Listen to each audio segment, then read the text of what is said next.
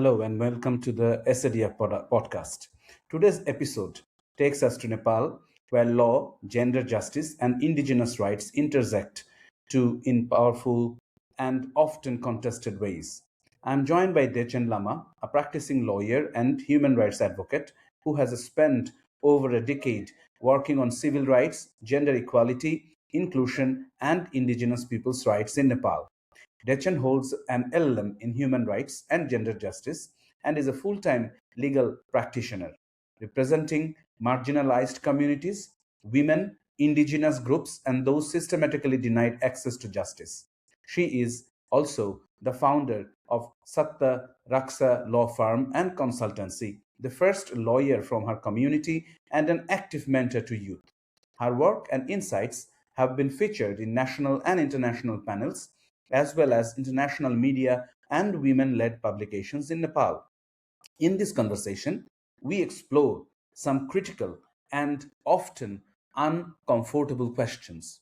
What are the major challenges facing women in Nepal today? How secure are women's reproductive rights in practice? Do Nepali women truly enjoy equal citizenship rights? And what institutional and policy reforms are urgently needed? This is a timely and deeply important discussion grounded in lived experience, legal practice, and advocacy. Let's begin. Welcome, Advocate Dechen. Thank you. Thank you, Tapas. It's an honor to be here. So, the first question to you is a general question. What are the major challenges women face in today's Nepal?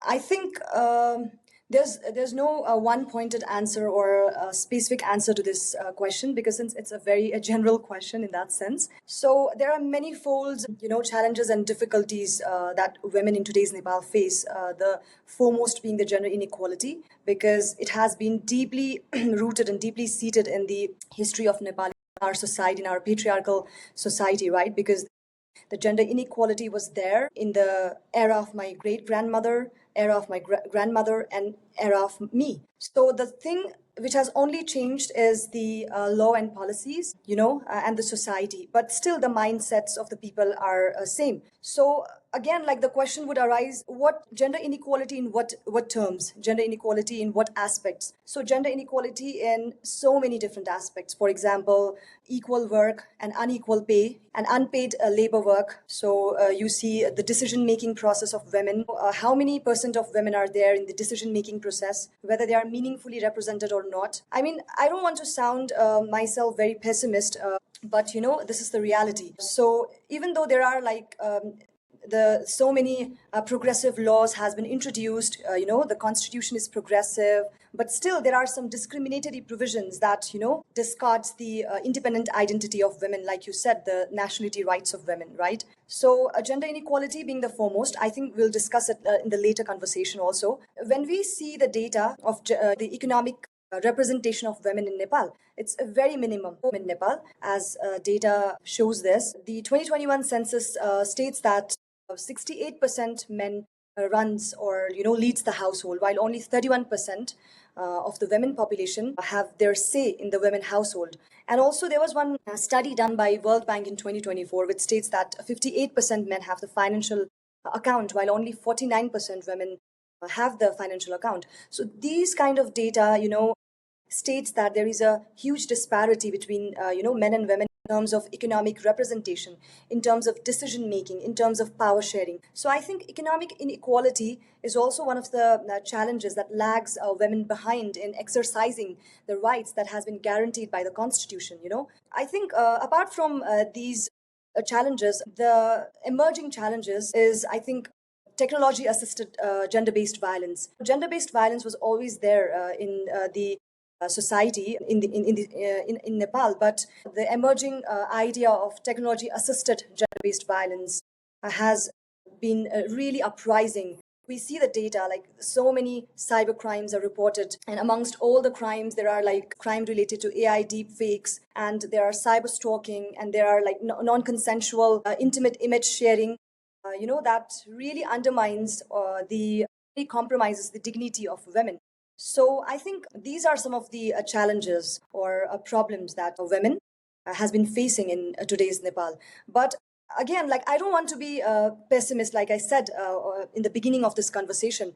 The law has been really progressive because I just have to, it's really important to cite this data here, because if we see this 2026 election, then it's a huge jump in the historical, representation of Nepal. Out of 275 House of Representative seats, 96 women have been elected. And, it's a very significant achievement in the history of Nepal. There are now there are five ministers, women ministers in Nepal, making the women representation in the cabinet very visible. So I think there are progressive laws, there are progressive policies, but still in practice, stereotyping is always there.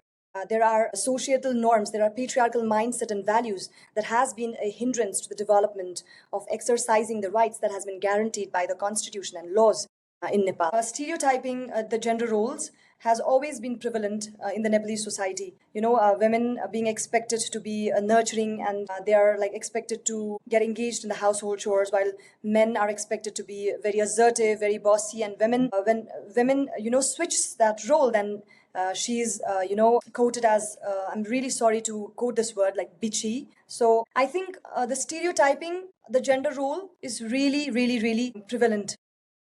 Let me turn to an issue that sits at the heart of gender equality: reproductive rights. From your experience as a practitioner and advocate, how would you evaluate the current state of reproductive rights for women in Nepal? Are the legal protections translating into meaningful access in reality?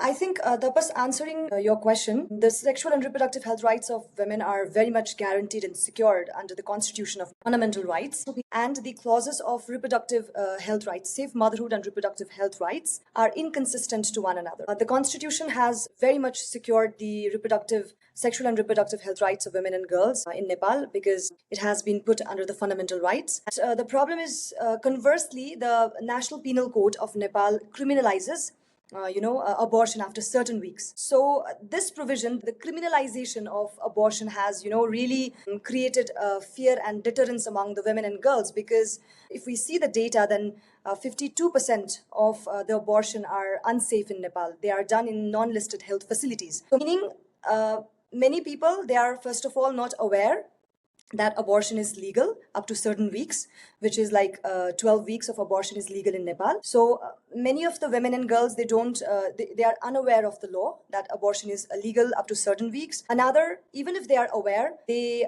are, they don't have any idea as to where does the safe abortion services are provided. And also the stigma and taboo attached to abortion is really prevalent in Nepal due to the social fabric. They are due to the fear of ostracization, due to the fear of social and family boycott. They tend to abort. They tend to opt for unsafe abortion in non-listed health facilities. Civil society in Nepal has been doing a lobby with the concerned stakeholders, with the government, the parliamentarians. For example, I am also the general member of an organization called Forum for Women, Law and Development. So a petition was filed through this organization for the decriminalization of abortion. And there are a lot of real case examples where a woman is, charged under abortion. When miscarriages happens. For example, there was a scenario where a 12-year-old girl became pregnant due to the sexual abuse. And when they went for abortion, the doctor denied because the gestation period was over 28 weeks, which is illegal, which is penalized as per the code, right? So I think 52% abortion are non-listed. And the scenario is more very awe-striking in the rural area. For example, there are a lot of case studies. There are a lot of news about the rural women giving birth on the way, because birthing center are very far away, 5 hours, 4 hours walking distance. So what happened is a 12-year-old girl got pregnant due to the result of sexual abuse, rape. So they went for abortion of the fetus, and the health professional or the doctors denied to abort because the gestation period was over 28 weeks, which is penalized as per the act. 52% abortion are already unsafe. And when we see further data, There are news from rural areas that the women in the rural settings, they have to give birth in on the way to birthing center because the birthing far away, like 4 hours, 5 hours walking distance, right? So they have to give birth. Unfortunately, they have to give birth on the way without any listed health facilities, without any health professionals, which is against the constitution that has been guaranteed. But conversely, the real life scenario is so different. And also, there was one news which was heart-wrenching. A woman in rural area called Jumla, she had to give birth in the snow because while she was walking in the birthing center, and the locals had to cut the umbilical cord with the stones. So that was really hard. These are the real life scenarios. Even though the you know the safe reproductive health rights are guaranteed under the constitution, but the practice, the real life scenario is so different. And so, adding to this, I think I should also be mentioning the loopholes in the law itself because the Safe Motherhood and Reproductive Health Rights Act that I earlier talked about does not, define, really demarcate the abortion and miscarriage. So when a woman goes through miscarriage, there might be the chance that she might be booked under the charge of abortion, right? So I think the law should be defined very concretely so that it gives a clear picture about what abortion means and what miscarriage means, right? So I think there are a lot of loopholes in the law itself. And also, when we talk about, when we discourse, when we make a dialogues about safe motherhood, maternity care, obstetric care, I think some women who just had their abortion, who just had miscarriage, are left behind. So only the women, along with the women with, who just gave birth, who are lactating mothers, who are in their postpartum, and who are pregnant. Along with those women, I think the women who just had an abortion, who just went through miscarriage, should also be considered, should be included in the maternity care, in the obstetric care. Abortion and miscarriage also goes to the same kind of psychological trauma and physical pain. So even if there is a maternity leave a provision in the act, I think the leave shall be also be granted to the women who had an abortion and miscarriage. That raises important questions about how rights are implemented beyond the legal framework. Staying within that theme of equality, I would like to move to the issue of citizenship, which has been widely debated in Nepal. In your view, do Nepali women enjoy equal rights when it comes to citizenship, both legally and in reality? So, yeah, right. You see, the Constitution of Nepal has guaranteed the independent right of women in terms of acquiring citizenship to the children, right? Like I practice is completely different from reality. When we talk about nationality rights, we really have to say this. It's about de jure equality or de facto equality. So in law, it's all right, either of, for example, the law says that if a children born to either of the parents, whether they are Nepali, either if father or mother is Nepali, then the children is entitled to the citizenship of descent. But again, like in practice, if a single mother along with her child goes to apply for the citizenship certificate, then she's asked with a lot of questions about the whereabouts of her husband, and she has to present a lot of evidences, so she has to go through a lot of administrative barriers and legal barriers. So not confusing maybe I'll have to put it this way. So the Constitution of Nepal has categorized Nepali women into three categories. So one is Nepali women married to Nepali men, one is Nepali women married to foreign men, and one is Nepali women married to unidentified men, right? So the children born through Nepali women married to Nepali men, all right, like I said, the children is entitled to citizenship of descent. The children born through Nepali women married to can do the self-declaration saying that the father is unidentified and can acquire the citizenship of descent to the children. But again, in the same act, in another provision, it says that if the self-declaration, then the woman is penalized. So you see, it's very ironical, right? In one hand, the act has given the independent identity, recognized the independent identity of the women in terms of acquiring citizenship, in terms of conferring citizenship to her children.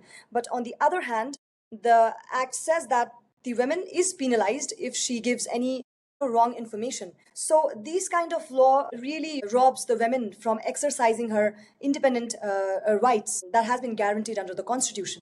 Even though the Constitution and the Act has, to some extent, recognized the independent identity of women in terms of conferring citizenship rights to her children, in practice, they have to go through a lot of procedural and administrative hurdles.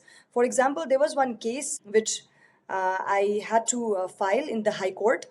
She was a single woman. She got married, and husband abandoned her minor son. So she went to apply for the citizenship certificate, but the authorities asked for her husband and her husband's citizenship certificate, but she couldn't, present it.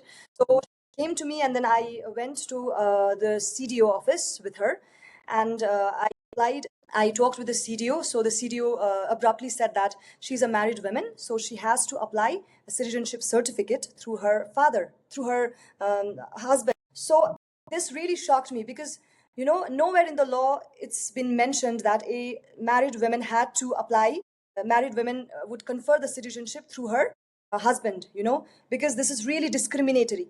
Still, there are these kind of patriarchal mindset prevalent in the society that deters, that discourages women to exercise the rights that has been guaranteed by the Constitution. So later, I filed the writ petition in the High Court. So the decision was in her favor. So she got the citizenship certificate. The court, rendered a verdict not to obstruct her citizenship right. So she got the citizenship right from her father's side. But she is not the, this is not the success. Yet there are a lot of women, hundreds and thousands of women who are like suffering the fight because they are single women and their independent identity is discarded, even though there is a law that allows a single woman to transfer citizenship. Only in it's a de jure realization. In the fact, the law is still not, recognized.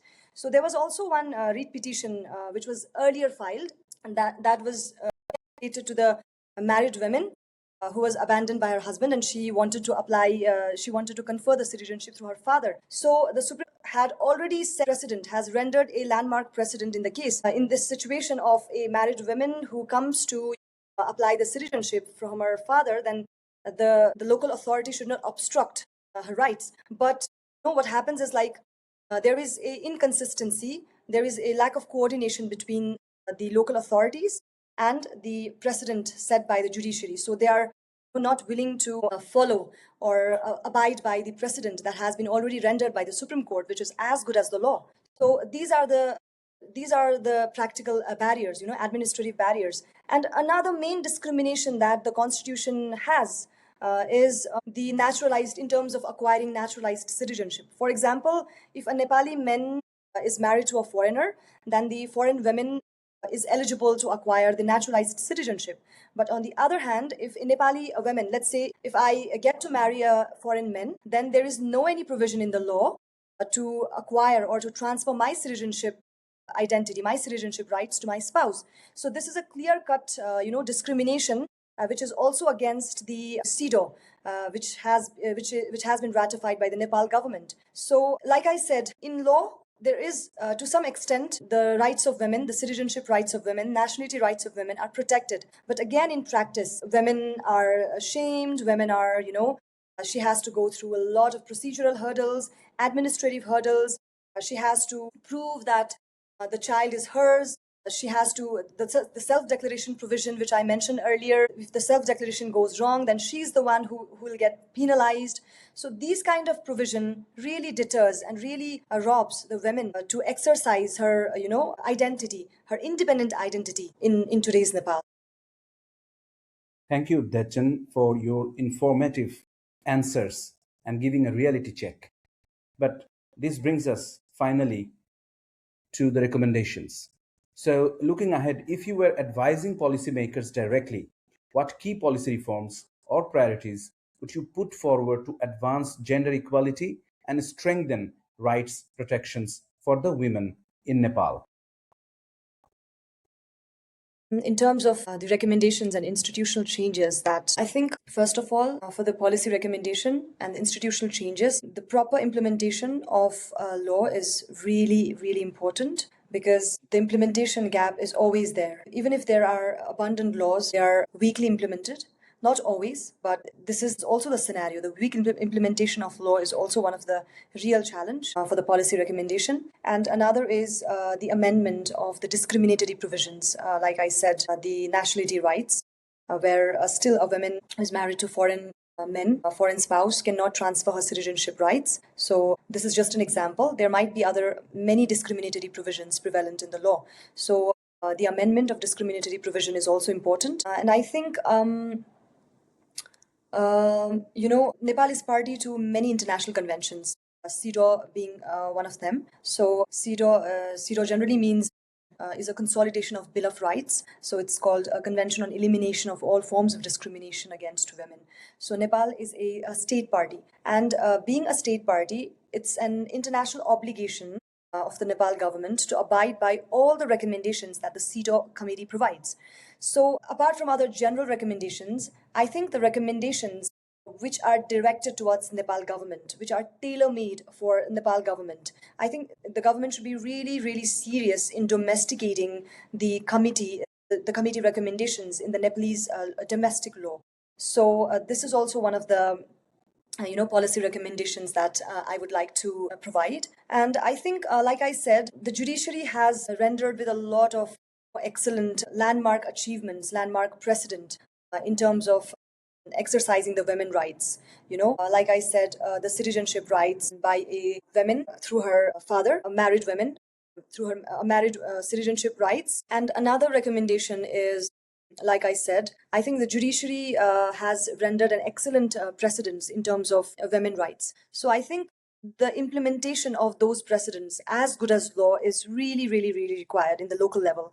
Because when we go to, like I gave the example, when we go to the CDO and we cite the example as a precedent, then they say that, oh, we are not aware of this, and we have to abide by the circulars of the ministry. So I think the lack of coordination between the executive and the judiciary, I wouldn't say lack of coordination, but the local levels, the CDO has to abide by the precedent that has been rendered by the Supreme Court, by the judiciary, as good as law. So that's really required. That's significant. So adding to another recommendations, I think stereotyping is also one of the policy recommendations that comes in my mind, because stereotyping gender roles has been really prevalent, has been really deeply rooted in the Nepalese society. Women are viewed as assertive, women are viewed as shy, they are expected to be in the household chores, they're expected to be very nurturing, caring.